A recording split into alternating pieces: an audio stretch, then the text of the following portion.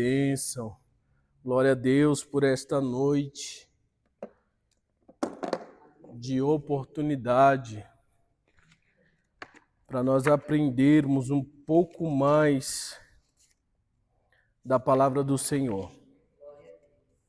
Os irmãos estão bem, amém? Amém. Glória a Deus. Meus irmãos, hoje nós vamos estudar a lição de número 3. Lição de número 3. Estamos estudando a respeito do livro de Josué.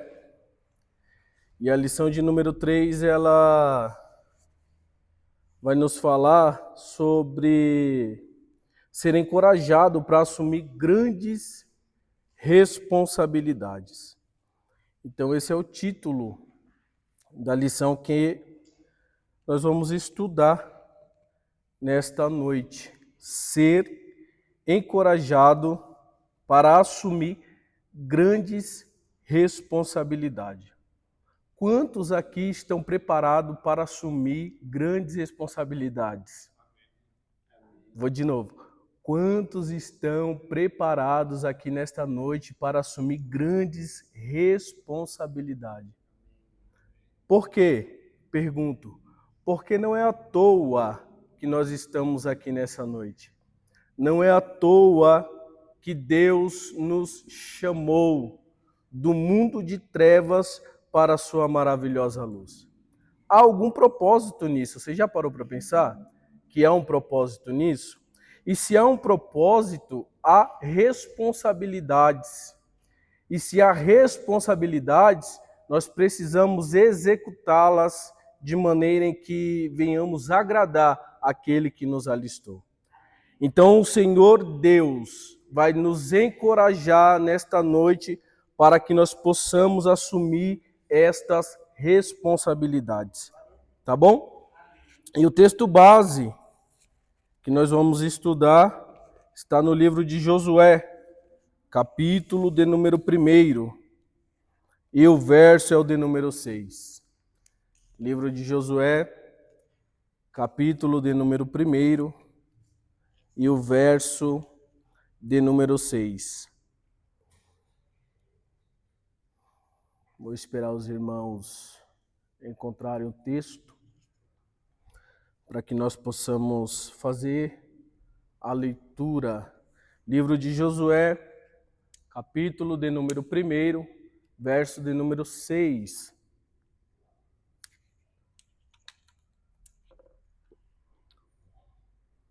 Podemos ler? Diz assim: Sê forte e de boa coragem, pois para este povo dividirás a terra por herança, a qual jurarei aos seus pais que lhes daria. Vou ler de novo. Sê forte e de boa coragem, pois para este povo dividirás a terra por herança, a qual jurarei a seus pais que lhes daria. Meus irmãos, eu vou trazer aqui 2 dados antes de entrar no texto, para nós se familiarizar com o que nós vamos falar aqui nesta noite. A data bíblica aproximada da invasão de Canaã por Israel é de 1405, século 14 a.C. E o livro abrange cerca de 25 a 30 anos consecutivos da história de Israel e conta como Deus deu toda a terra prometida através da liderança de Josué. Isso daqui é só um dado, tá? Para a gente memorizar aí. Então, a narrativa bíblica do livro de Josué, ela se deu por volta de 1405 e ela vai contar a história, cerca de 25 a 30 anos, do povo de Israel, já na terra prometida, na terra que Deus jurou dar a Abraão e os seus descendentes, tá bom? Então, o objetivo dessa aula é entender como Deus encoraja Josué para ser o líder que guiaria o povo para conquistar a terra prometida. Então Deus, ele olha Josué, chama Josué, prepara Josué para que Josué pudesse introduzir o povo de Israel na terra prometida, tá bom? O livro de Josué, ele começa onde Deuteronômio termina. Israel estava acampado nas planícies de Moabe, em Deuteronômio, capítulo de número 34, verso de número 1, diretamente a leste de Jericó e do Rio Jordão. Então Deus chama Moisés, Moisés sobe o monte Nebo, e lá Deus fala para Moisés assim, ó Moisés, olha a terra prometida. E do monte, Moisés olha toda aquela terra, toda a imensidão da terra em que Deus prometeu a Abraão. E o pastor Marcos Feliciano tem uma mensagem que eu acho interessante. Ele fala que quando Josué está no monte, olhando para a terra, ele começa a fazer na sua mente algumas divisões. Ali eu vou dar para a tribo tal, ali eu vou dar para Rubem, ali vai ser a minha casa. E aí Deus olha para Moisés e fala assim, Moisés, você não vai entrar na terra. Moisés, morre. E o velhinho de 120 anos morre naquele dia, sem adentrar a terra prometida. Então, Israel agora está de luto pela perda do seu líder. Israel está enfrentando um momento difícil, ainda mais Josué. Imagina a mente de Josué, porque eu tenho para mim, Maclay, que a morte de Moisés foi repentina, foi rápido. Moisés não estava doente. A Bíblia diz que Moisés tinha 120 anos e os seus olhos não escureceram. A Bíblia diz que Moisés tinha 120 anos e o seu vigor ainda era o mesmo de quando jovem. Então ele não estava doente. Na cabeça de Josué e de Israel, Moisés subiu o monte mais uma vez para falar com Deus. Moisés subiu o monte Nebo mais uma vez para encontrar-se com seu amigo, a quem ele falava face a face. Moisés subiu o monte mais uma vez para ter um relacionamento com o seu Deus. E lá Deus lhe mostra a terra prometida e Josué morre. Moisés, perdão. Imagina a mente do jovem Josué, que andava lado a lado com Moisés, que via a glória de Deus sendo manifestada na tenda. Desculpa, fugiu a palavra.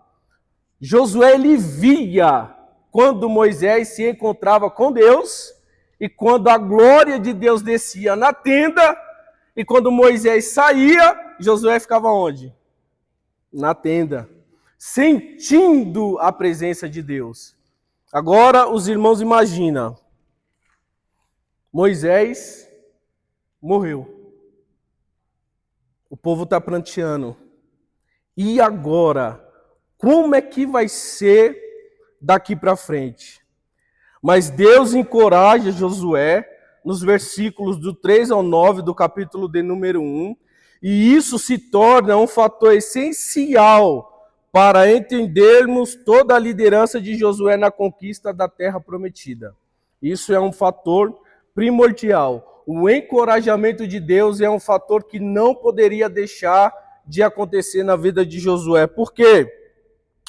Josué dá a entender que ele está meio perdido. Dá a entender que Josué, a partir da morte de Moisés, está sentado, pranteando, sem saber o que fazer, sem saber como lidar com a situação, sem saber como é que vai ser dali por diante. Mas Deus está designando a Josué para ser o sucessor de Moisés e para adentrar em Canaã. E isso vai acontecer com louvor. Isto vai acontecer porque Josué aprendeu a ser obediente. Isto vai acontecer porque Josué aprendeu aos pés de Moisés. Isto vai acontecer porque Josué, além de tudo isso, ele tem a presença de Deus. Meus irmãos, a minha didática ela é um pouco diferente da dos irmãos, tá? Eu gosto de ler, eu gosto de folhear a apostila, então os irmãos vão ver nesta aula um pouco diferente da aula do professor Marclay, um pouco diferente da aula do professor Tarcísio, porque eu sou extremamente escriturístico. Então nós vamos ler, tá bom? Pode abrir a sua apostila aí. Nós vamos entrar no tópico de número 1, onde Deus dá a terra e conquista junto. Não entendi. Deus colocou os três, né? Tá bom? Então pode abrir a sua apostila aí, acompanha comigo. Nós vamos agora entrar no tópico de número 1, onde Deus dá a terra e conquista junto. Isso é muito legal, essa expressão, eu gostei muito, porque algumas das vezes nós pensamos que estamos só, né?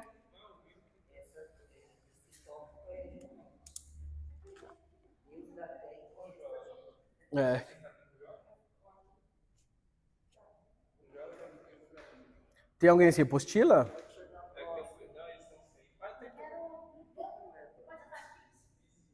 Ainda tem apostila? Tá com a irmã Fátima, né? Tá bom. Senta do lado aí de quem tem, minha irmã, para a irmã poder acompanhar, tá bom? Então nós vamos aqui começar do tópico de número 1, onde Deus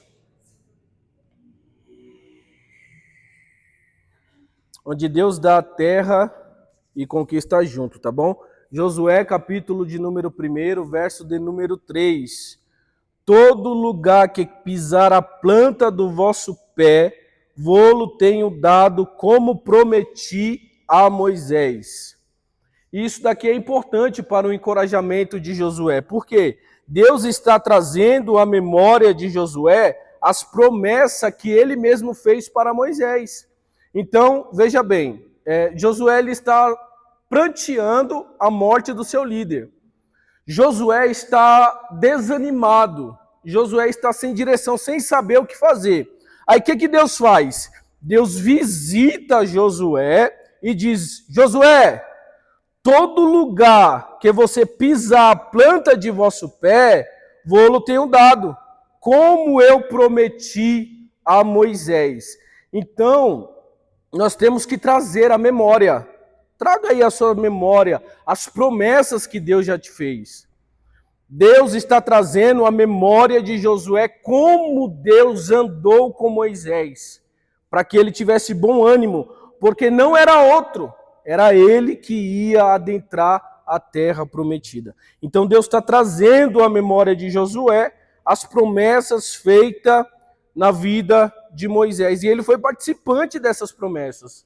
Muitas dessas promessas Josué ouviu que Deus prometeu para Moisés. Então, imagina o coração de Moisés, de Josué, quando ele ouve tais palavras que Deus a ele falou. Se alegrou ou não? Sabe quando a gente está desanimado? Quando a gente está triste, querendo desistir, querendo parar, querendo retroceder? É mais ou menos isso que aconteceu com Moisés, com Josué. Deus, não desiste não, não para não. As palavras e as promessas que eu te fiz vão acontecer, tá bom? E o encorajamento é para que ele levantasse e se despertasse, porque ele tinha uma longa caminhada pela frente. Aí o texto aqui dá continuidade dizendo, todo lugar que pisar. Isso daqui eu achei interessante, porque trata-se de uma expressão idiomática comum no Antigo Oriente. Simboliza posse ativa. O nosso professor escreveu que essa expressão simboliza posse ativa. Olha, o verbo está no presente, né? Dei, está dado, é de vocês. Agora, o que vocês precisam fazer? Se levantar. Moisés morreu. Vocês não podem prantear a morte de Moisés para o resto da vida. Vocês não podem prantear a morte de Moisés para sempre. Se levanta, porque tem uma terra prometida para vocês adentrarem. Tá bom? Então, essa expressão, todo lugar que pisar, ela é uma expressão idiomática comum lá no Antigo Oriente. que simboliza posse ativa. Então é preciso caminhar, explorar e ocupar. O que é preciso? Caminhar, explorar e ocupar. Então é preciso a gente pegar o que Deus nos falou, levantar as mangas e falar: eu vou caminhar, eu vou explorar, eu vou tomar posse da vitória, eu vou ocupar tudo que Deus falou que eu ocuparia. E aí o professor continua dizendo assim, ó, Deus daria a terra, mas Josué e os israelitas deveriam ter a responsabilidade de se colocar à disposição para a conquista, para que a conquista seja efetivada. Aí ele aplica: Deus pode nos prometer a dar e conquistar muitas coisas, mas se nós não dispusermos para tomar a atitude de conquistar, não adianta nada. É a mesma coisa de Deus estar falando assim, ó, vocês vão ser um grande pregador do meu evangelho. Só que se eu não ler a Bíblia, eu vou pregar o quê? Deus fala assim para você, ó, te dei as nações por profeta. Só que se você não ora, não jejua, não busca a presença de Deus, o que vai acontecer? Qual é a visão que nós iremos ter para profetizar na vida de alguém? Não é? É isso. Como é que nós vamos fazer se nós não nos dispusermos a fazer? Então, Deus pode nos prometer dar e conquistar muitas coisas, mas se não nos dispusermos para tomar a atitude de conquistar, não vai adiantar nada. Prossiga aí. Vou-lo tenho dado. Deus, olha só que interessante, isso daqui eu achei interessante também, viu, professor Tarcísio? Deus é o doador da terra. O verbo dado está no presente. Israel já tinha a escritura da terra nas mãos, faltava só tomar posse. Então a promessa já estava garantida, a terra já estava garantida. Eles só precisavam tomar posse. Eles só precisavam se levantar. É difícil, irmão, eu não imagino. Eu perdi um irmão meu faleceu muito novo. Muito jovem, com 20 anos de idade, ele faleceu. A vida inteira pela frente. E a dor do luto, ela é doída, consome, desanima mesmo. E nós não estamos falando aqui do luto de qualquer pessoa. Nós não estamos falando aqui do luto de qualquer irmão. Nós estamos falando do luto de um líder que falava com Deus e transmitia o que Deus falava com o povo. Nós estamos falando com um líder que subiu no monte, o monte fumegava e o povo se escondia com medo. Já imaginou isso aqui, gente? Já imaginou isso aqui? Moisés subia no monte, o monte fumegava e o povo ficava com medo. Relâmpagos, trovões. Quando Deus se encontrava com Moisés, acontecia. E o povo olhava tudo aquilo ali e ficava atemorizado. Meu Deus do céu, como é que pode um nível de tanta intimidade? Então, ele estava pranteando um luto de um homem que falava a respeito deles com Deus. Eu estava conversando com o Marclay e com o Tarcísio esses dias, eu acho que na quarta-feira, e eu falei isso a eles.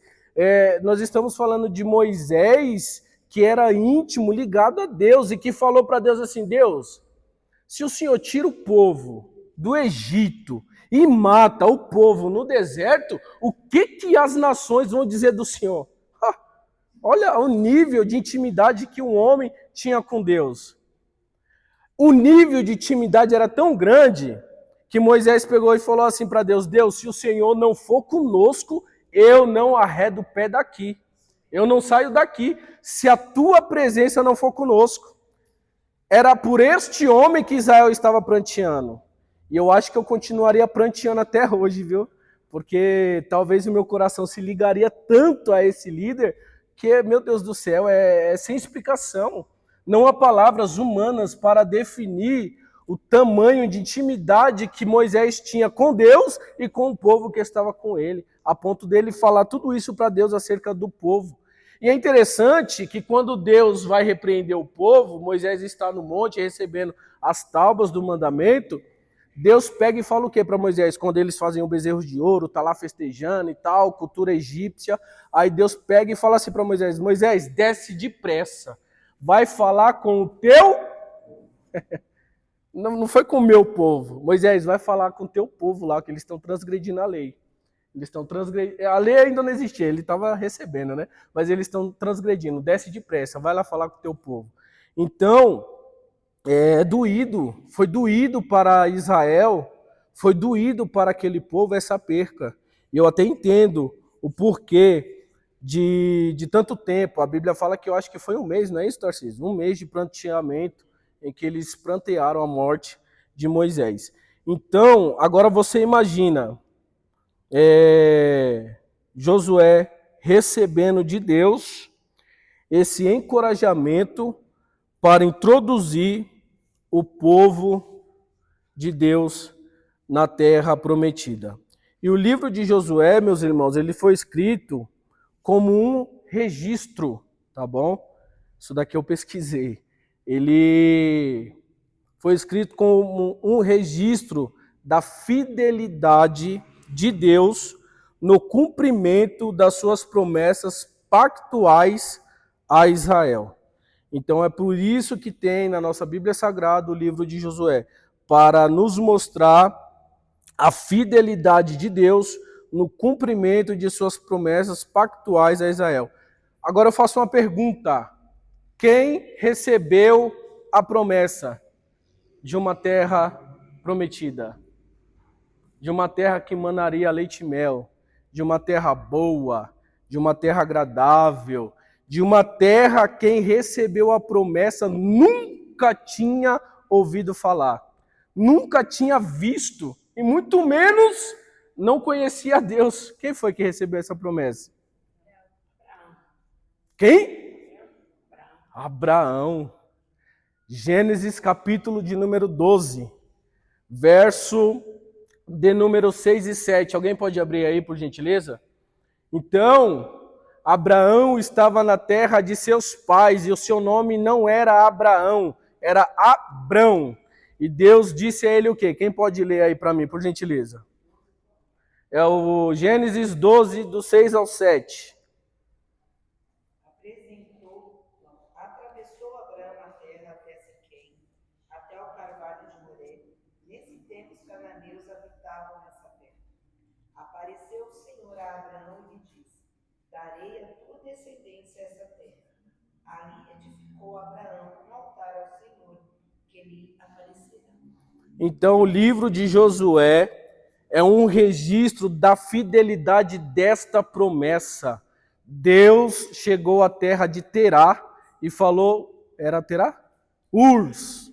Era Urs, né? Era Urs, depois foi para Terá. Isso. Aí chegou na família de Abraão, e Deus diz a ele, olha, sai da tua terra, da tua parentela, e vai para uma terra que eu te mostrarei.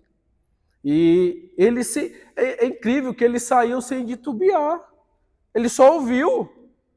Se Deus chegasse para nós hoje assim, falasse assim para mim, Bruno, sai da tua terra, sai de Guaianazes. Opa, glória a Deus, eu recebo.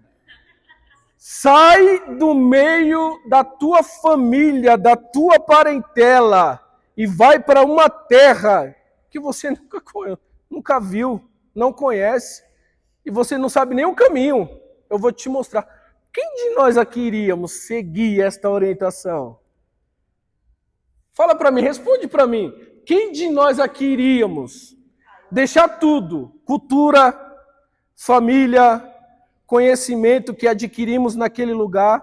Aí eu vejo assim que a voz de Deus, é claro que ele não entendia nada, não sabia nada da terra, mas essa voz, ela exerce um poder natural de domínio, de controle. Então, assim que ele falou, ele agiu dentro de Abraão para que ele tomasse essa postura. Legal. Aqui foi uma fala interessante da nossa irmã, Porque a palavra de Deus, ela mexe algo dentro de nós. E sabe qual que é esse algo que a palavra de Deus gera em nós? Quem pode me responder? O que a palavra de Deus gera em nós? Fé, confiança. E dentro desta fé e dessa confiança que foi gerada no coração de Abraão, ele deixa tudo e vai. Deu ruim? Tem uma colocação que é bem legal sobre essa questão de Abraão, que a atitude de Abraão foi proporcional ao tamanho da revelação de Deus. Vou te dar um exemplo. Abraão estava numa cultura que tinha vários deuses. Se você pegasse cada sacerdote de cada deus e perguntasse para eles assim, quando foi que você ouviu a voz do seu Deus? Ninguém nunca ouviu. Eles viam a figura, interpretavam alguns sinais, mas ninguém nunca ouviu. Olha que legal. Quando Deus fala com Abraão, é uma revelação que nenhum outro sacerdote, nenhuma religião da sua época tinha experimentado. Então, Abraão deixar toda a sua parentela, abandonar tudo, seguir a voz de Deus, não é simplesmente uma voz, é uma revelação que ninguém nunca teve. Olha que interessante. Eu amo Tarcísio. É cada pérola que a gente tem nas reuniões é muita coisa. Então essa colocação foi legal. Ela gerou a fé dentro de Abraão e Abraão obedece e vai. E a pergunta que eu fiz, deu errado? Não deu errado. Ele vai peregrinar.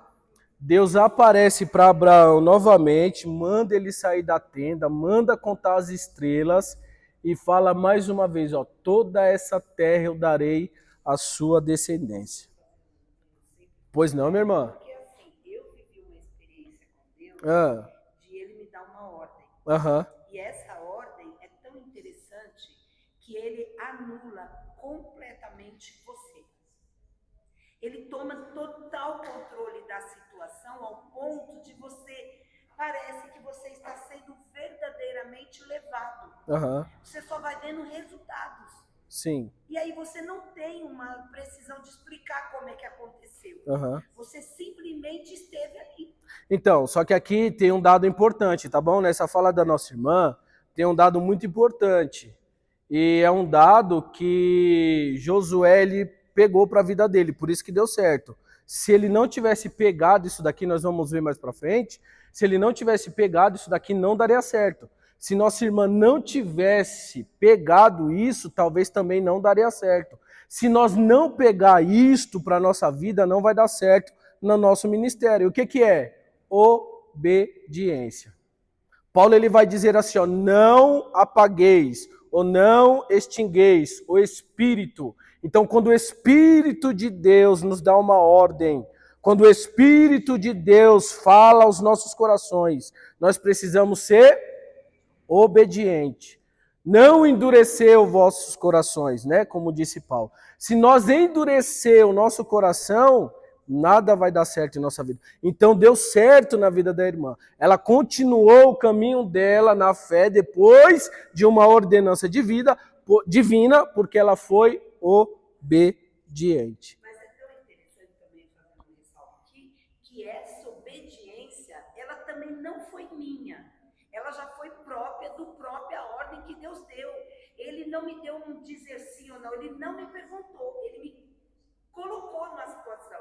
É o mesmo que aconteceu com Jesus. É exatamente isso. A Bíblia diz que Jesus ele foi cheio do Espírito Santo e pelo Espírito Santo ele foi levado ao deserto para ser tentado. Então não teve como correr. Não teve. Quem está falando? Delma, pois não. Legal. Quem mais concorda com a irmã Delma?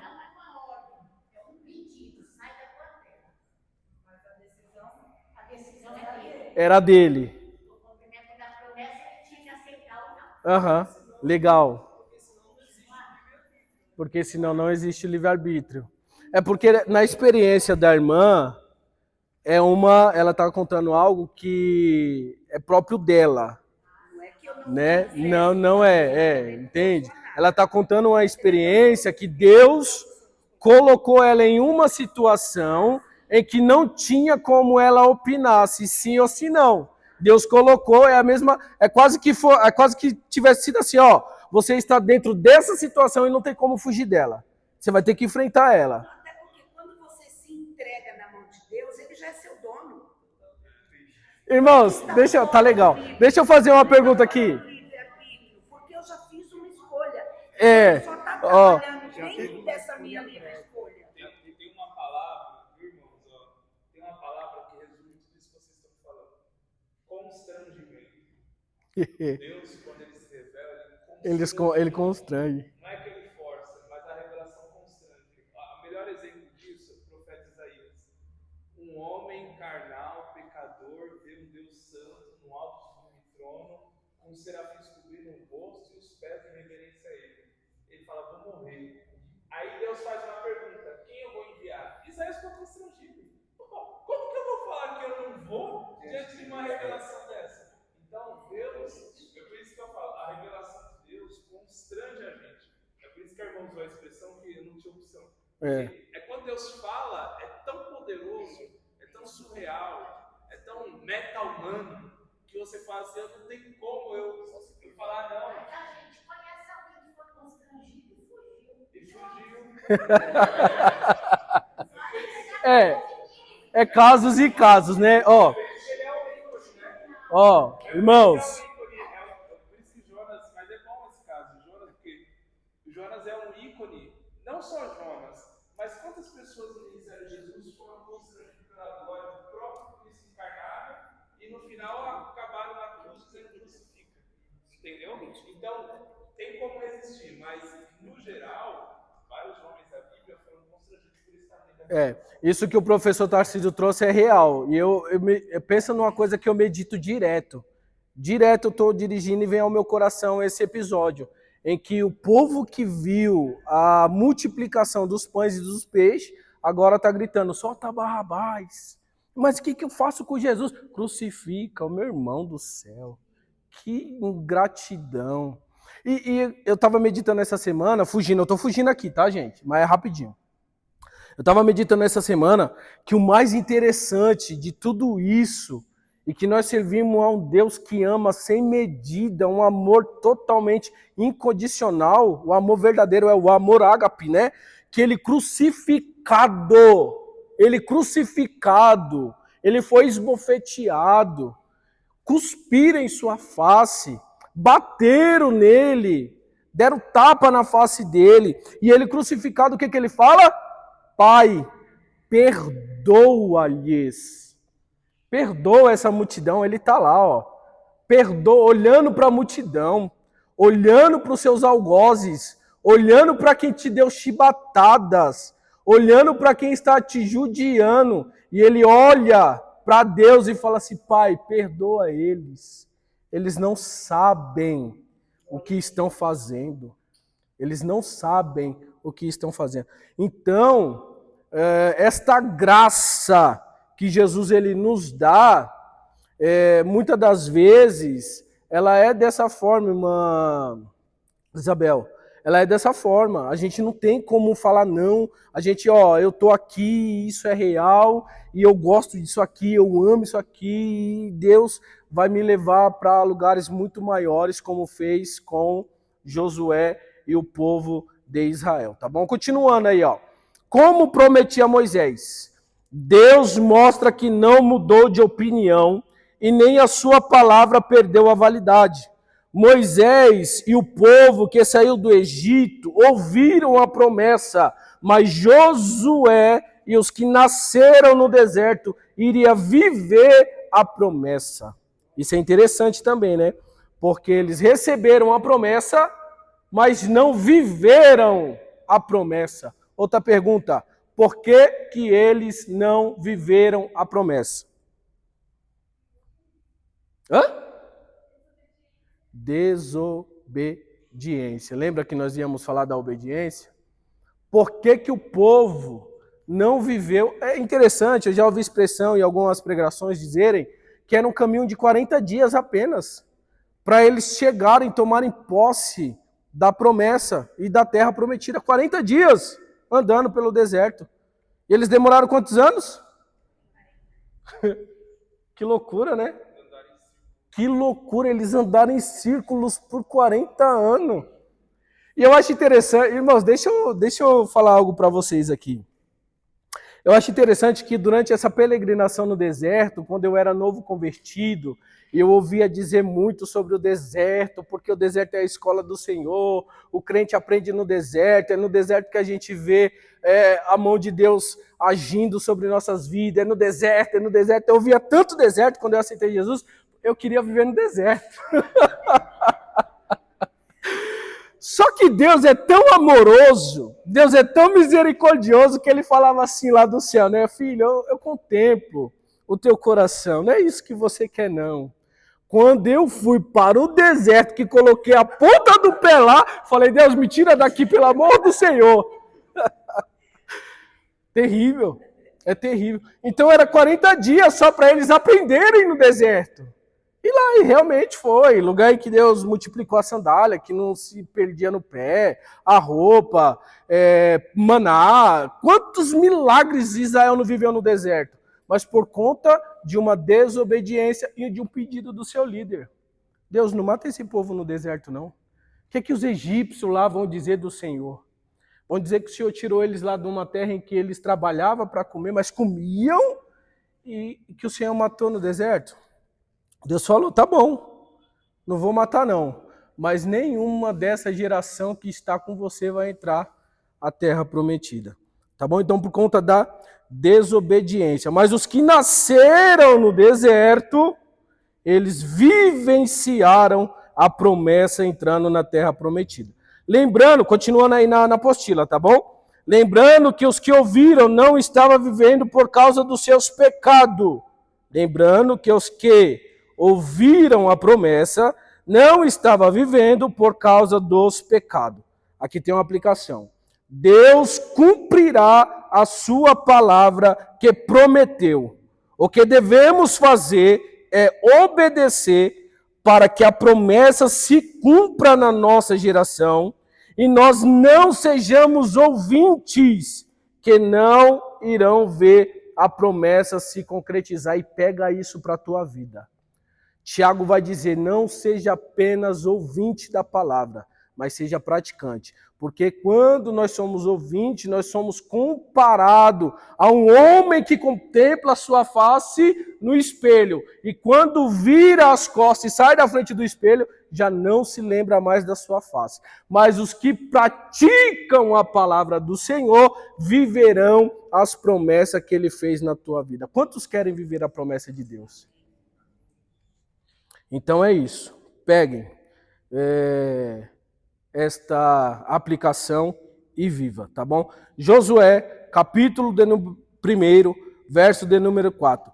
Desde o deserto e o Líbano, até o grande rio, o rio Eufrates, toda a terra dos heteus e até o mar grande, para o poente do sol, será vosso território.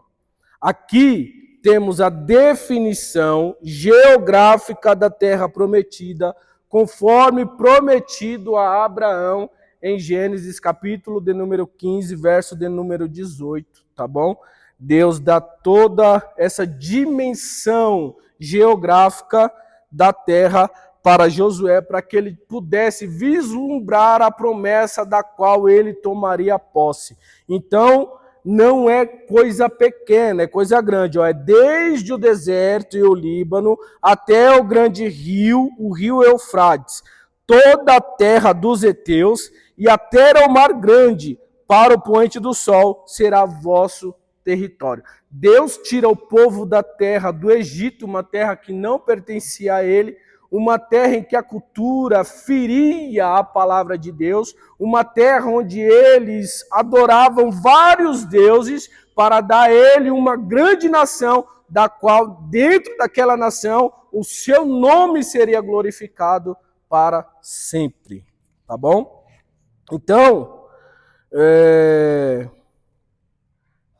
aqui continua dizendo, desde o deserto e o Líbano, o deserto ao sul, Negueb, Sinai, e o Líbano ao norte, indica, isso daqui eu achei interessante também, indica os limites verticais da terra. Aqui tem outra aplicação, dizendo assim, ó, a conquista de Josué teria um limite geográfico. Sim, Deus impôs limite, pois cada um consegue avançar e conquistar o que está dentro do seu alcance e da sua capacidade. Então, irmãos, nós somos seres humanos, nós somos limitados. Deus, ele conhece a nossa limitação. Deus sabe até onde nós conseguimos ir. Deus sabe até onde o nosso braço alcança. Deus nunca vai nos dar nada além do que nós não possamos suportar e até aquilo que é promessa para as nossas vidas. Porque se Deus nos promete muitas coisas e nós não temos estrutura, isso vai acabar também nos prejudicando. Exemplo, se uma pessoa que não tem nem capacidade, a palavra estrutura, se a pessoa não tem estrutura para ser bilionário, Deus vai dar a ela riquezas e muitas riquezas a ponto dela ser bilionária? Não. Por quê? Porque Deus conhece a limitação daquela pessoa. Então não tem como Deus nos dar além do que nós possamos suportar também para as promessas. Isso serve tanto para as provas, ó, não pode também ser uma prova que nós, não estou aguentando e morrer. Porque a Bíblia diz que Deus não dá além das nossas forças. E aqui, segundo essa lição, Deus também conhece os nossos limites.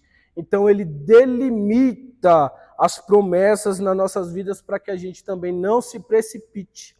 Às vezes, alguém, quando recebe algo extraordinário da parte de Deus, não tem estrutura e deixa o nariz lá em cima. Sabia disso?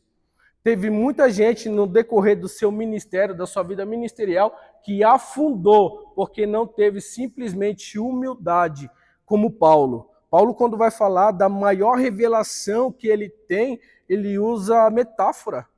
Ele vai falar assim, conheço um homem, se no corpo, eu não sei, se no espírito, eu não sei. Mas, esse homem, ele viu coisas que não tem palavras na terra que pode descrever o que ele viu. Ele foi até o terceiro céu, e lá ele viu coisas inefáveis que não tem comparação na terra para expressar o que ele viu lá. Olha a humildade. Se fosse eu já ia descer aqui, chegar na Deconquista, pastor Jeremias, me dá oportunidade, porque nessa noite o Senhor me arrebatou, eu fui lá, perdeu, irmão, perdeu, entende? O quanto a humildade é importante, principalmente na nossa vida ministerial. Nós precisamos ser humildes para que Deus continue nos revelando as suas grandezas. E aquele também que perde a humildade, ele já recebeu o seu galardão aqui. Se eu chego aqui, todo eufórico, pastor, eu quero contar e tal, eu já recebi o meu galardão. Mas quando eu tenho uma postura de humilde, assim como Paulo, eu conheço um homem, ele foi ao terceiro céu, e lá ele viu coisas inefáveis e tal. Só que também foi me dado um espinho na carne. Para quê? Para que eu não me gloriasse. A ponto de 3 vezes eu rogar e pedir a Deus, Deus, tira de mim esse espírito, esse espinho. E Deus responder, a minha graça te basta. Eu não vou tirar esse espinho. A minha graça é o suficiente para a tua vida. Nós precisamos dessa humildade. Nós precisamos viver essa humildade para que nós alcancemos ainda mais. Porque, irmãos, Deus tem uma infinidade de promessas para o seu povo. Mas nós vamos conquistar essas promessas com humildade nos nossos corações. Amém? Continuando, vira aí a página. Aqui também vai continuar falando da geografia até o grande rio Eufrates e tal. Refere-se ao extremo nordeste. Esse limite mostra uma promessa muito maior do que Israel historicamente ocupou. É uma ideia escatológica. Tem o Mar Grande para o poente do Sol, o Mar Mediterrâneo, fronteira oeste, poente do Sol. Era uma maneira comum hebraica de referir-se ao Ocidente, Europa e América. Então, aqui eles estavam vislumbrando o tamanho da promessa em que eles tomariam posse. Tá bom? Essas duas expressões não diz respeito a uma ocupação territorial de conquista militar, tá bom? Por isso que está escrito aí que não é só uma conquista territorial, né, e nem militar, que é uma ideia escatológica também, uma ideia futura, porque Deus já estava olhando também lá na frente, tá bom? Então, estava apontando para uma missão de Israel que se concretiza na igreja, o novo Israel, Gálatas 6,16. A missão da igreja já estava nos planos de Deus. Então eles iam também alcançar como nós temos alcançado, e graças a eles, com toda a história, que o evangelho chegou até aqui, né? Chegou até a nós. Então, essas duas expressões, até o grande rio, o rio Eufrates, e o mar grande para o poente do sol, essas duas expressões aí não diz respeito a uma ocupação territorial de conquista militar, não, mas apontava para a missão de Israel que se concretiza na igreja, hoje em dia. A missão da igreja já estava nos planos de Deus, porque Deus já sabia que hoje nós estaríamos aqui estudando a sua palavra. Tem uma expressão, eu não me falha a memória se é eu acho que é uma expressão de Salomão. Ele diz que tudo que foi já era e tudo que era ainda continua sendo, né? Mais ou menos assim, né, Tarcísio? Então, essa questão dessa promessa futura, né? É bem interessante a gente lembrar de uma coisa, né? A igreja não é um plano B de Deus. Porque algumas pessoas, sim, quando vai falar de Israel, vai fazendo assim: Israel falhou, isso, Jesus e veio a igreja. Como se a igreja fosse um plano B. Só que real. esse texto aqui está mostrando que a igreja sempre esteve nos planos de Deus. Então Deus fala para Israel assim: ó, vocês vão herdar os limites de Canaã. Quais os limites de Canaã? A fronteira do Líbano até o rio Eufrates, que fica na Mesopotâmia, perto da Babilônia. Então, ó, esses limites aqui, o Israel vai herdar, mas a promessa vai chegar até o Mar Grande, até o Mar Mediterrâneo, que aponta para a Europa, para as Américas. Então Deus estava falando assim, ó, o agora é conquista militar, mas o que eu vou fazer agora vai chegar até o Mar Mediterrâneo. Ou seja, Deus estava falando para eles assim, ó, tem coisas que vocês vão conquistar na espada, mas tem coisas que vai ser conquistado só na cruz. E isso vai ser conquistado na cruz vai ser maior do que o que vocês conquistaram na espada. Vai atravessar o Mar Mediterrâneo e vai chegar em todo o mundo. Que é o Evangelho de Jesus, através da igreja. Entendeu? Então, você vê que Deus ele pensa muito além, né? Muito além. E que o limite disso está dentro daquilo que Jesus disse. Eu vou preparar para nós um lugar. Então, quer dizer, ainda não chegou o limite. Além disso, né? Porque a nossa morada ainda não é aqui. E é interessante isso porque dá a conotação de que Cristo já estava olhando nós lá no céu. Não turbeis o vosso coração, aqui é passageiro, viu? Crede em Deus, crede também em mim, na casa de meu pai há muitas moradas. Se lá não tivesse muitas moradas, eu vos teria dito que iria e prepararia lugar para que onde eu esteja, vós estejais também. Que promessa, né, gente? Eu acho que, assim como Deus prometeu esta terra para os israelitas, Jesus nos prometeu. E João vai falar que esta é a maior promessa. Primeira epístola de João, capítulo de número 2, verso de número 25, se não me falha a memória. A maior promessa é essa. Conta bancária? Dinheiro na conta? Essa é a maior promessa? O carro do ano? Essa é a maior promessa? A casa boa? Casa lá em Mongaguá. Essa promessa aí você toma posse, né? Não. A maior promessa é a vida eterna. Eita, irmão, me desculpa. Vigia, amado. A maior promessa é essa, a vida eterna. Esta é a maior promessa. É isso que nossa fé tem que estar fundamentada. É isso que nós temos que estar esperando todos os dias da nossa vida. Temos que estar dizendo, bora, vem, vem. O Espírito e a noiva dizem, vem. Como cristão, a gente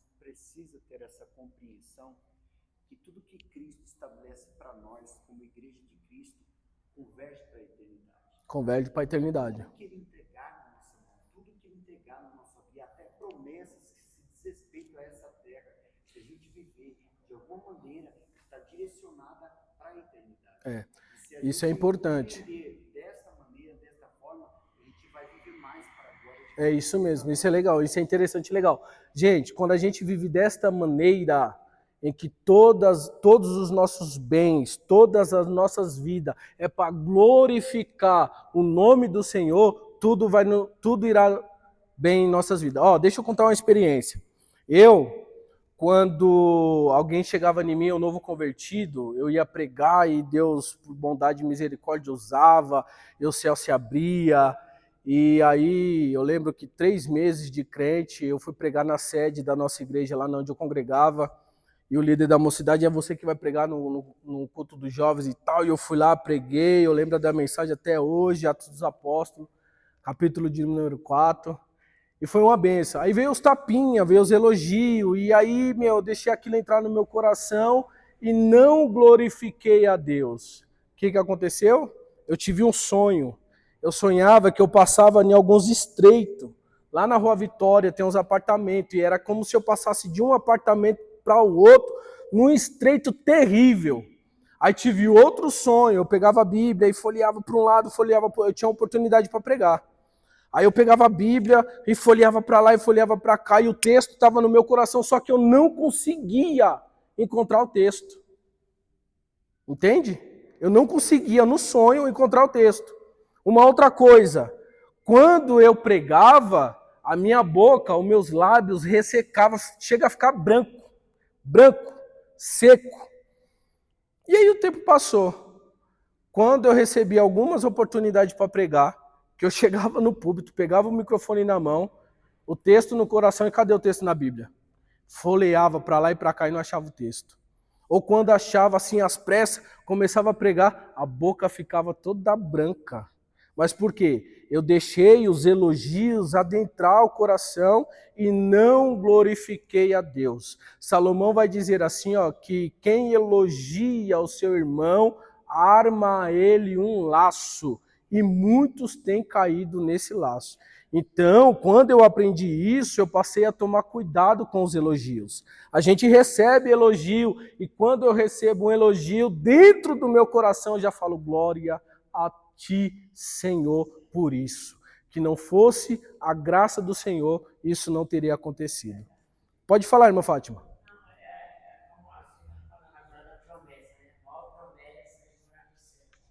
E o maior milagre de nossas vidas é a salvação. Aham. Mas fulano, milagre você viu esse ano. Eu falei: todo ano eu vivo o milagre da salvação. Porque todo dia eu mato um leão, um urso, mato o caso que eu quero ir pro céu. Igual Davi, tá certo. É verdade. É verdade. Nós não podemos deixar isso passar nas nossas vidas. Temos que estar sempre com esse milagre dentro do nosso coração, que o nosso alvo é o céu. É a promessa com o milagre, né? É verdade. Irmãos, retomando aqui, nós vamos ver toda a terra dos heteus, tá? Tá aí toda a expressão grifada em negrito. Toda a terra dos heteus. Essa era a promessa que Deus tinha feito ao povo de Israel, tá bom? Os heteus era uma população significativa de Canaã, tá bom? Eram os cananeus ali. E esse povo representava resistência espiritual e cultural. Possuía sua terra significava derrotar fortalezas pagãs. Aí eu fui pesquisar um pouquinho a respeito deste povo, e a arqueologia confirma que o povo cananeu era caracterizado por extrema depravação e crueldade quando Israel ocupou a terra. Então, quando Israel ocupa a terra dos heteus, aquele povo, a arqueologia vai confirmar isso é estudo. A arqueologia vai confirmar que aquele povo era caracterizado por extrema depravação e crueldade. Por isso que o professor aqui foi muito sábio em falar que eles tinham que enfrentar e possuir aquela terra, eles iam derrotar fortalezas pagãs, tá bom? Então, não foi fácil lidar com aquele povo. Israel teria não só que conquistar a terra, mas mudar a cultura do lugar. A transformação cultural era tão importante quanto a conquista territorial. E aqui tem outra aplicação. A igreja deve entender que expandir templo é importante. Porém, é igualmente importante transformar a cultura do lugar onde os templos estão sendo estabelecidos. Principalmente no nosso tempo. O nosso tempo está difícil. O nosso tempo está terrível. Nós estamos enfrentando muitas ideologias. São muitas ideologias infinitas. Vamos lá, exemplo. Quem pode me dar um exemplo aí de uma ideologia da nossa época? Seu corpo, suas regras. Quem mais? Alguém mais? Feminismo. Quem mais? Ideologia de gênero. Tá vendo o tanto de ideologia que nós temos que lidar com muita cautela? Na aula passada, a esposa do nosso professor Jean, ela estava falando algo relacionado a isso. Que o ismo, no final dessas palavras, ele tem que ser tirado, porque agora se configura crime. Se a gente falar, depois edita, tá, Tarcísio? Se a gente falar assim, ó, lesbianismo, esse ismo configura crime. Se a gente chegar para uma lésbica e falar lesbianismo para ela, que é pecado na Bíblia, e ela falar assim, ó, eu vou te processar. Prepara o bolso, meu filho. Principalmente com o Xandão lá no... Isso, ó. Essa é a definição certa. Fala de novo, volta para a classe ouvir. Se configura uma doença, o ismo. Só que aí o problema é o seguinte, isso aí é uma distorção cultural. Isso. É uma distorção cultural. A origem da palavra não tem nada a ver, por exemplo. Então todos nós somos doentes. É. Cristianismo. Isso. Entende? Ficou claro, meus irmãos? Então, essa aplicação aqui... Essa aplicação aqui, ela é totalmente atual. Nós precisamos entender que é importante, porém, transformar a cultura na onde nós estamos. E aí entra agora uma grande responsabilidade para nós pais, que temos filhos pequenos ainda e que precisamos educá-los, que na escola eles vão ver tudo isso aí. Esses dias a Bia me perguntou o que era isso. Entende? Uma garota de 7 anos, uma menina, uma criança de 7 anos. Eu glorifico a Deus que eu tenho uma filha que ela é inteligentíssima. Então a gente senta com ela, graças a Deus, eu pedi muito a Deus isso aí, essa sabedoria. Então eu e a Damares, a gente senta com ela, explica coisas e ela entende. E ela grava, é inteligente. Pois não, meu irmão? A Lorena teve uma professora, ou professor, esse ano, que era transgênero. Aí, ó. E ela chegou em casa questionando, né? Mas ela é minha professora, mas ela parece homem. Legal, esse tipo de comentário. Né? Entende? Então, se nós, aos pais, né, e mães aqui, nós temos essa grande tarefa, essa responsabilidade é dada a nós. Não é da escola, não é responsabilidade primariamente da igreja, mas é como pais, né, direcionar os nossos filhos na palavra. É claro que tem etapas para tratar alguns assuntos, mas hoje em dia minha filha tem 8 anos e ela já está percebendo as coisas. E graças a Deus a professora se aposentou. Graças a Deus. Nós temos um amigo aqui da igreja que a filha dele já está um pouquinho mais avançada. Eu acho que está com os seus 14 anos e tal. E aí ele me perguntou, Bruno, e aí, o que eu faço e agora? Ela está perguntando as coisas. E aí eu falei, meu irmão, senta com ela, seja bem transparente possível. Vai ensinando, vai explicando. Aí ele teve uma ideia, ele pegou um livro emprestado, olha que didático. Ele pegou um livro com os órgãos masculino, com os órgãos femininos, foi mostrando para ela, foi explicando, esse aqui é o corpo do homem, esse aqui é o corpo da mulher, e eu achei muito interessante isso, e é algo que eu vou adotar também, tá bom? Continuando. Josué, capítulo de número 1, verso de número 5. Aqui vai outro dado importante, de que Deus ele anima a Josué, dizendo: ninguém te poderá resistir todos os dias da tua vida, como fui com Moisés, serei contigo. Não te deixarei, nem te desampararei. Agora imagina uma pessoa saindo do luto, ouvindo estas palavras. É animador ou não? Sim. É a palavra que todo mundo queria ouvir, né? E sabe o que é interessante nisso? Que não é um homem que está dando este ânimo para Josué. Quando a gente está desanimado e a gente recebe a visita de um amigo que vem para nos animar, é legal. O irmão está se preocupando comigo. Eu tenho um amigo mais chegado que o irmão, a gente pode dizer isso. Só que quem está animando Josué aqui é o próprio Deus.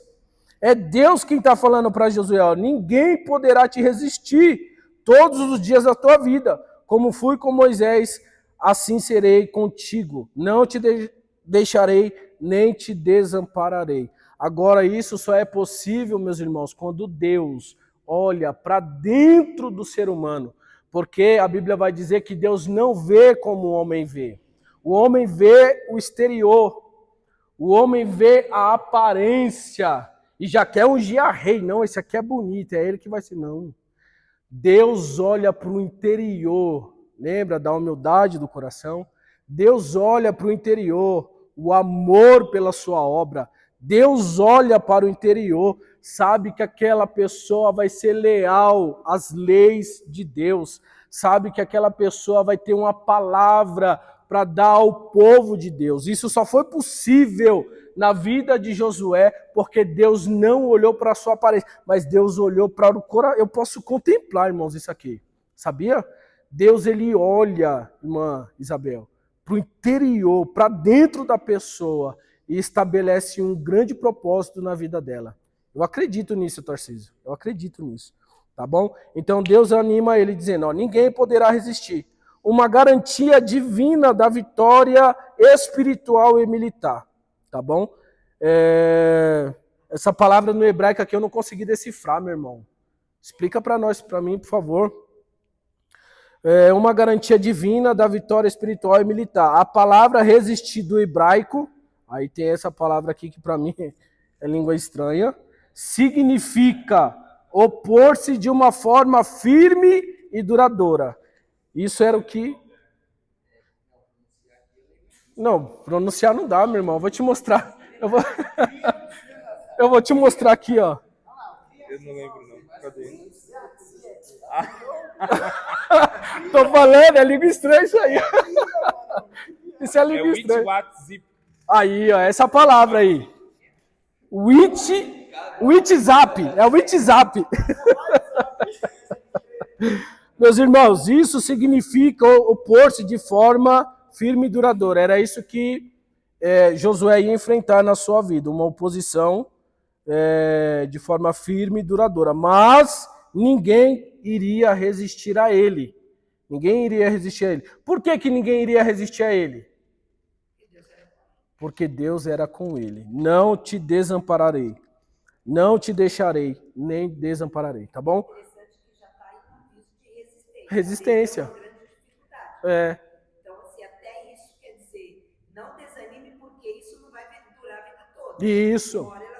Vai acabar, né? Eu tava pensando nisso hoje, Marcos, lembrando de alguma pessoa de uma pessoa específica, e lembrando, tem gente que é tão vitimista que veio o pensamento assim na minha cabeça.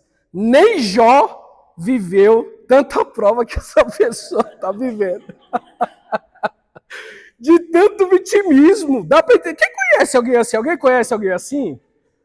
Meu, é tanto vitimismo, é tanto e barato. Vitimismo barato. Por que barato?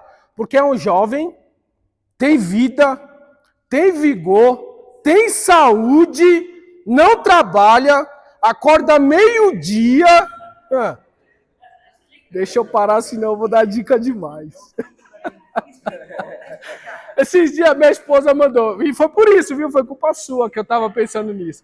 Ela me mandou um vídeo, um link lá do vídeo lá, falando desses alecrim dourado aí.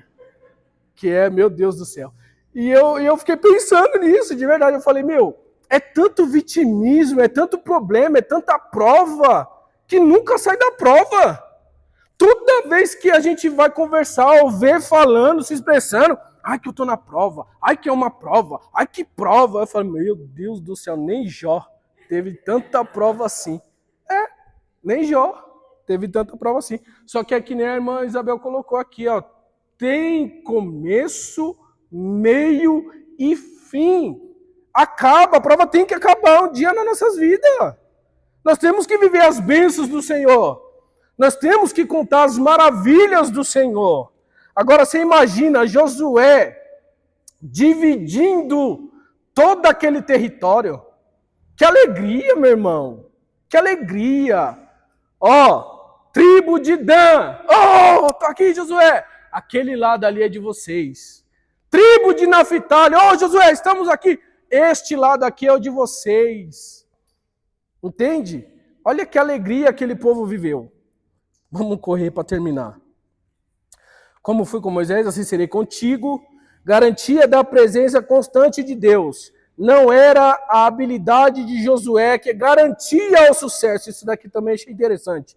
Mas a continuidade da presença divina. E é mais ou menos também o que a gente já falou aqui. Às vezes a gente acha que é nós, que é nossas forças, que tal, mas não é. Não é e nunca vai ser. A gente pode estudar, aprender, falar bonito, falar bem, se expressar bem, cantar bem, mas nunca vai ser as nossas habilidades. Eu estava conversando, acho que com o Martei também uma vez. Se não for a graça de Deus, tudo isso cai por terra. Você já viu alguém sem graça pregando? Já viu alguém sem graça cantando? Agora eu vou contar outra experiência. Olha só que legal. Quem aguenta? Uma vez eu fui pregar. Olha só isso aqui, irmãos. Uma vez eu fui pregar. E eu era... Acho que já era diácono. Não lembro se eu era cooperador ou diácono. E a primeira vez que eu fui nessa igreja... A pastora lá é uma pastora. Não, nosso irmão está aqui representando o nosso pastor, que eu sou filho de pastor, tá, gente? Meu padrasto é pastor, presidente aqui da Assembleia de Deus, Ministério da Conquista. E ele está aqui, está representando o nosso pastor e tal, e tal, e tal, e tal. Só que naquele dia não foi eu que preguei. Ela pediu para mim dar a bênção apostólica. Eu falei, não, irmão, eu sou cooperador, pelo amor de Deus. Você está representando o nosso pastor, dá a bênção apostólica. Aí eu abençoei a igreja. Ficou agendado de eu ir pregar lá no culto de jovens, aí eu fui. Cheguei lá.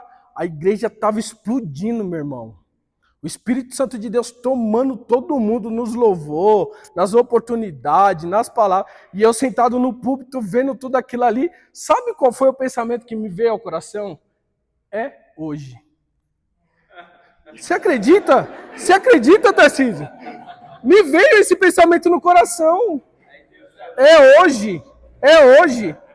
E eu sentadinho lá no púlpito. Vamos ouvir a palavra, orou, vamos. Eu peguei o microfone falando em línguas, rasgando a igreja em língua. Tá. Aí a igreja recebendo e tal. Parei de falar em línguas. Cumprimentei a igreja. Sabe o que o Espírito... Eu tenho experiência de ouvir o Espírito de Deus. Sabe o que o Espírito Santo de Deus me falou? Quando eu saudei a igreja, que parei de falar em línguas, agora é com você. Agora se vira. Uma Fátima do céu. O céu fechou. Acabou a graça na igreja. Acabou a graça do pregador. E aí, foi interessante que Deus tinha me dado uma palavra. Deus tinha me dado uma palavra, irmão, para falar do Espírito Santo de Deus.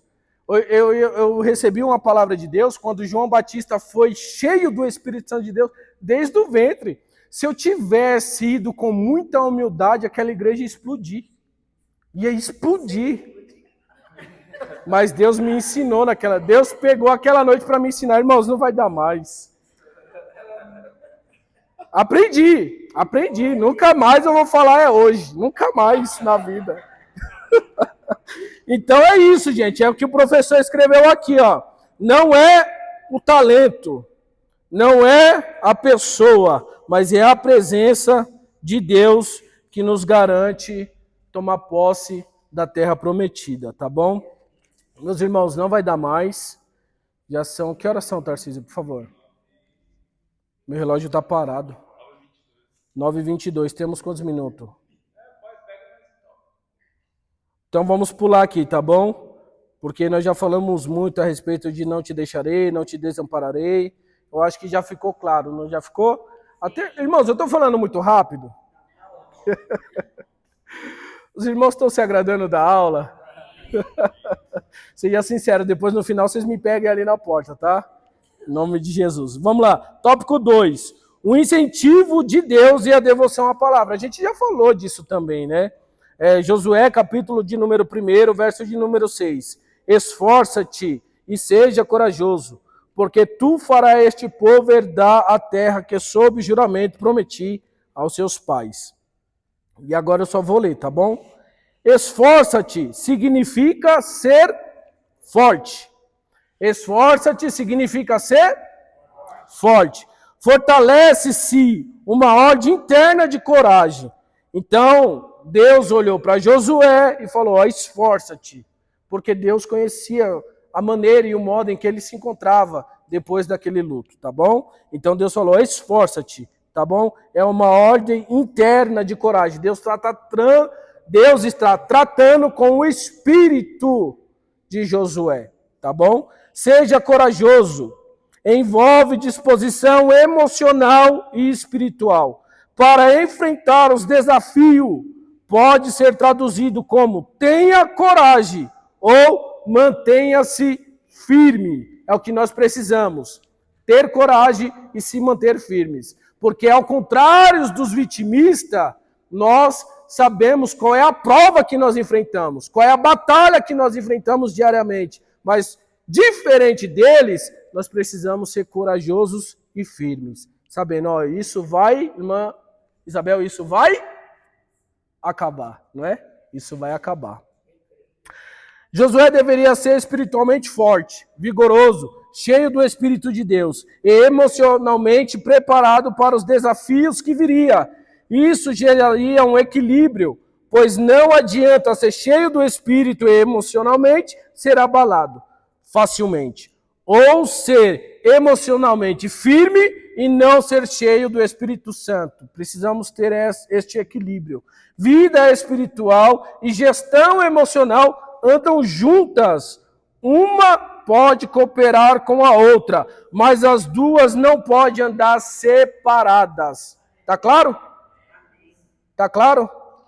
Se precisar de um psicólogo, temos um. É sério, gente, é sério. O negócio é terrível. Uma vez eu saí correndo dentro da loja que eu trabalhava. Saí correndo, gritando o nome do gerente. Johnny, Johnny, pelo amor de Deus, eu vou morrer. Deu uma crise de pânico e ansiedade. Eu tive uma transtorno general transtorno. Eu fiz 1 ano de terapia, tá, gente? É muito bom, eu indico. Tu farás este povo herdar. Josué é um instrumento humano da promessa divina. A herança da terra se dá por meio da liderança obediente. Isso nós já falamos aqui também. Sob juramento, remete à aliança abraâmica, reafirmada a Isaac e a Jacó. A posse da terra está ligada à fidelidade de Deus à sua palavra. Isso também nós já falamos. Deus usa homens para cumprir aquilo que prometeu. E essa perspectiva nunca deve sair do nosso imaginário, pois não podemos dizer que cremos nas promessas de Deus e desprezarmos o homem, que são agente para a promessa se cumprir. Tá claro isso aqui, meus irmãos? Tem alguma dúvida? Então não despreze não quem está contigo na caminhada, principalmente quem está sobre o cargo de liderança, tá bom? Não despreze, porque Deus usa o homem para promover as nossas vidas. Deus, pela segunda vez, repete a mesma expressão para Josué. Uma injeção de ânimo com tom de alerta para que Josué não se esmoreça nunca. Deus conhece as nossas fraquezas. Se Ele nos alerta e incentiva mais de uma vez, é sinal que temos fortes tendências de fracassar naquele ponto. Portanto, devemos ouvir e confiar que o Deus que alerta também dá forças e cuida. Tá claro isso aqui? Eu só queria fazer uma observação. Pois não, minha irmã. Aham. Essa parte aqui fala esse versículo em Josué 1:7, diz assim: tão somente ser forte e muito corajoso, para teres o cuidado de fazer segundo toda a lei que meu servo Moisés te ordenou. Dela não te desvie. Quando Deus está falando com Josué, ele diz: a lei que meu servo Moisés te ordenou. Ele está falando, vocês falaram de liderança. É interessante que Deus deu para Moisés essa lei. E ele não fala diretamente ao povo da lei dele. Ele diz para seguir a ordem de Moisés. É ao respeito do próprio Deus que deu. Moisés carrega a lei que é de Deus. E ainda ele fala a lei que Moisés ordenou. Então, é o respeito de liderança que o próprio Deus dá para nós, para enxergar que ele, como Deus, dono da lei, respeita a liderança de Moisés. Isso. Ficou claro isso aqui, meus irmãos? Isso é muito forte. É muito forte. Olha o peso. Olha o peso disso aqui. Olha o peso disso aqui. Pastor Luiz Veloso, fundador desta igreja. Seu sucessor, pastor Jeremias Veloso. E o que eu acho interessante é que muitos cultos aqui, e isso eu comentei com o Marclay também, é que o pastor Jeremias sempre traz a memória do pai. Ele sempre traz o quê? Os ensinamentos. E esses ensinamentos para Demig se tornou o quê? Uma lei. Quantas vezes nós não ouvimos o pastor Jeremias falando a respeito do que seu pai fazia aqui no trabalho dessa igreja? Entende? Olha o peso disso aqui. Então, o que Josué está transmitindo para o povo é o que ele aprendeu com Moisés. E Deus respeita isso. Isso é interessante. E aí entra num tópico, irmãos, que meu Deus do céu, só Deus. Continuando. Não desvie da lei de Moisés, nem para a direita, nem para a esquerda. Isso nós já falamos, vou pular aqui, tá bom, gente? O sucessor da liderança de Josué está na submissão à palavra de Deus. E também vou pular. Josué 1:8. Não se aparte da boca da sua lei. Isso daqui também nós já falamos aqui. Eu vou pular, tá bom? Vamos lá para a conclusão. Vamos concluir porque já estourou o horário. Conclusão. Portanto, Deus não trabalha com medrosos. Deus trabalha com pessoas que ouvem a sua palavra e com coragem caminham, trabalham e planejam para conquistar. Porém, a conquista não é fruto da ação humana somente, mas sim fruto da presença de Deus, da fidelidade às Escrituras e da cooperação entre a ajuda soberana de Deus e a responsabilidade humana para se dispor a conquistar. Amém? Meus irmãos, um pedido que eu vou fazer a vocês. Sempre que possível, quando tiver uma folga dentre os seus afazeres lá, leiam, tá bom? A apostila. Isso aqui é riquíssimo, é muito rico. Eu já falei para os meninos e vou falar aqui para a classe. Isso daqui não é uma escola bíblica somente. Isso daqui é uma sala teológica, tá? É uma sala teológica. Aqui nós vamos absorver muitas coisas, muitas grandezas da parte de Deus, tá bom? Que Deus abençoe a tua vida e te espero aqui na próxima aula, dia 13/3.